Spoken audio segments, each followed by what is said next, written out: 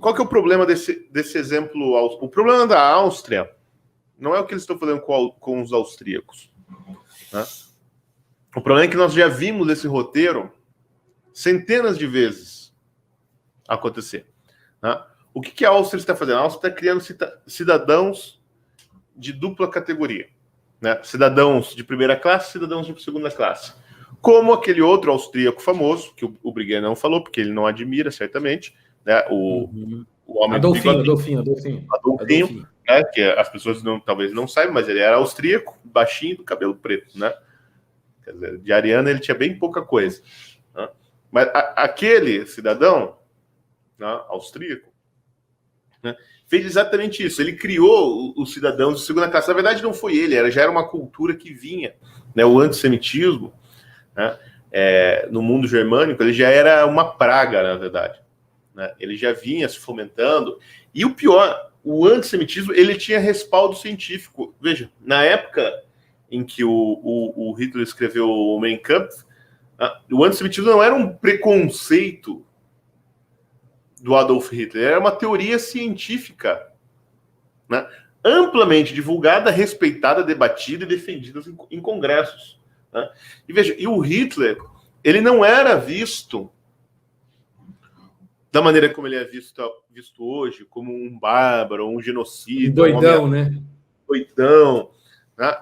Não, ele era visto como a lanterna na popa, quer dizer, assim, ele era o homem do progresso.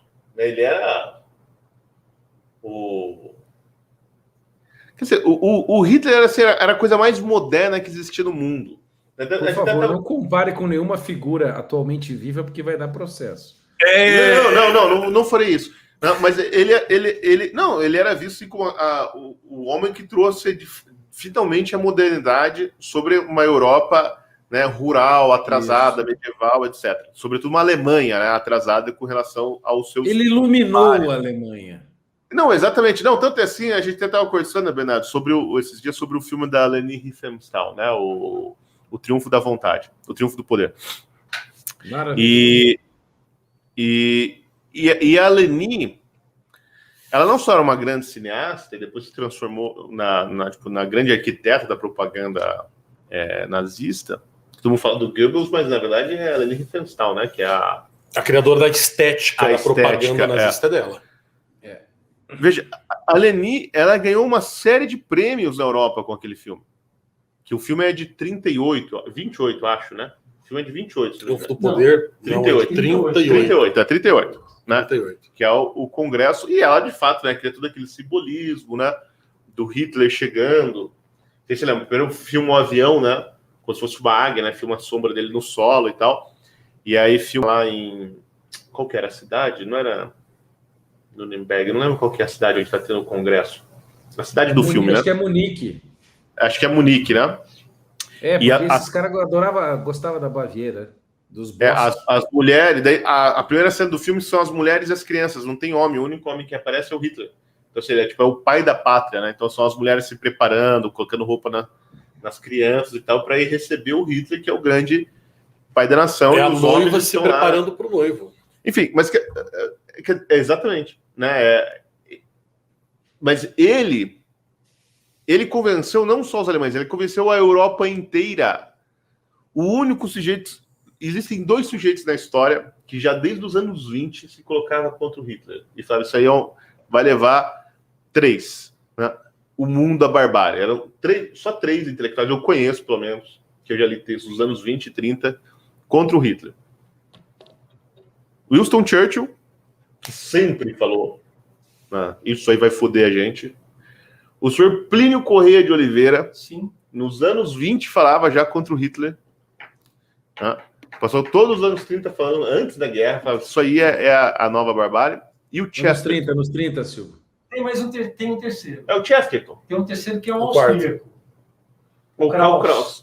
Verdade. O Krauss também. Exatamente, o Krauss também falou. O Jung fez algumas críticas mais assim, em cima do muro, né? Mas elas estavam no subconsciente, a crítica. O Jung, mas tem algumas coisas do Jung ali, mas não são então, mas assim, assertivas. Foram as exceções das exceções que falaram contra o Hitler. O resto da Europa todo se dobrou. E a questão do nazismo, até tem um livro tem 2 livros, aliás, da Archfegel sobre isso, sobre as teorias racistas, que um chama o Racismo e o Estado, que mostra como as teorias racistas eram teorias científicas e tudo o que foi feito no começo, as políticas eugenistas, as esterilizações forçadas, etc., elas eram justificadas pela ciência. Então, quer dizer, o que a Áustria está fazendo agora, o problema não é o que eles estão fazendo lá com os austríacos, vão proibir a galera de ficar 10 dias sem sair de casa. Primeiro, a gente sabe que não serão 10 dias. Né? E a gente sabe que não vai parar em não sair de casa. Porque, como eu digo, a Europa é um matador, a Europa faz isso a cada 30 anos. A Europa separa cidadãos de primeira e segunda categoria. Né? E ela começa com essa distinção de classe, né? O sujeito é burguês, o sujeito é judeu, o sujeito ele é sérvio, ele é kulak, né? E agora ele é não vacinado, não importa, ou ele é católico, não importa qual é a distinção, mas se coloca uma distinção, você cria um sujeito de segunda classe, um cidadão de segunda classe, né? E aí começa então todas as apelações. Né? Você pegar a história do que aconteceu com o povo judeu na Segunda Guerra, desde assim, do gueto de Varsóvia, quando ninguém acreditava no que ia acontecer, né, até a solução final, é uma escala, né, de acontecimentos. Primeiro, ela é toda justificada cientificamente. Sim. Né? Veja, você não tem que eliminar os judeus porque porque eles são judeus e nós os odiamos. Não. É quase um ato de caridade. Na cabeça dos nazistas. Um ato de purificação. De purificação e de saúde pública. Não é porque os judeus transmitiam doenças. Cara, é exatamente o mesmo argumento. Né? Então, vai começar com isso. Eu falei ontem, essa porra, a gente vai ver ainda a polícia austríaca, ou a polícia francesa, ou a polícia húngara, ou a polícia macedônia, alguma polícia europeia meter a bala na cabeça de um não vacinado porque ele não quer tomar vacina. Ou porque ele saiu pra rua quando não podia, ou porque ele foi trabalhar quando não podia, ou porque ele entrou no mercado sem máscara. Esta merda acontecerá. Porque é isso que acontece na Europa há 100 anos. A gente já viu bater em mulher porque ela estava sentada na praça. Para acontecer a mesma coisa com quem não tomou o negócio, vai ser a mesma coisa. Exatamente, Bernardo. Então, o que preocupa com essa história da Áustria não é exatamente o que está acontecendo na Áustria. O que preocupa, na verdade, é o seguinte. Há um esquecimento. O Ocidente se esquece daquilo que ele fez. Né?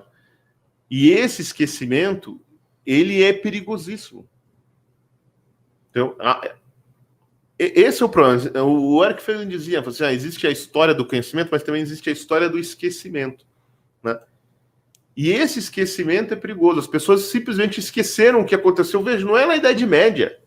É o que aconteceu agora. Uhum. Né? O que aconteceu no século XX. Né? Veja, em nome do progresso. As pessoas estão esquecendo disso, porque essa é a receita, foi justamente isso que aconteceu. Né? Assim, começou dessa maneira. Quer dizer, o script é muito claro. Né? E agora a gente tem que ficar muito atento aos próximos passos da Áustria, porque ele será repetido em outros países.